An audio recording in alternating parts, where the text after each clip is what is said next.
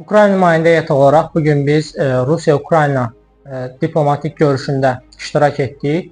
Görüşdə bir çox maraqlı məsələlər və arqumentlər səsləndirildi.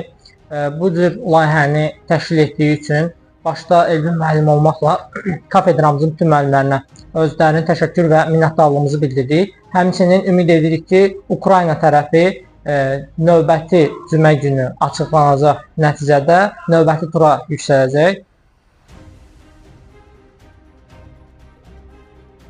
Bu günlərin biz Rusiya tərəfi olaraq gözlədiyimiz bütün arqumentləri səsləndirdik. Qurduğumuz strategiya əsasında yarışma getdi və çox gözəl nəticələr əldə etdik. Əsas bizim üçün odur ki, xalqların suverenliyi və müstəqilliyi təmin edilsin.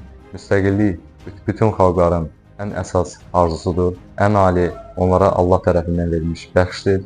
Rəqib komandaya da uğurlar arzu edirəm və təəssüflər olsun ki, biz onları daha da kreativ cavablar, arqumentlər səsləndirəcəyinə inanırdıq. Lakin bu bizim zənnimizdə olmadı və bu da onu ortaya qoyur ki, səsləndirdikləri, ifadə etdikləri, yaratdıqları miflər sadəcə hissdən ibarətdir. Əsas odur ki, amalımıza, məqsədimizə çatmaq üçün çalışmaqdır və biz bugün bu masada bunun ən bariz nümunəsi, ən bariz göstəricisi və bu proyektin hazırlanmasında Azərbaycan Universiteti rəhbərliyinə, xüsusilə Siyasi və İctimai Elmlər Kafedrasına, Elvin müəllimə, o cümlədən əməyə keçən bütün müəllimlər, müəllim kollektivinə öz adından və komanda yoldaşlarının adından dərin təşəkkürlü hissimizi bildiririk.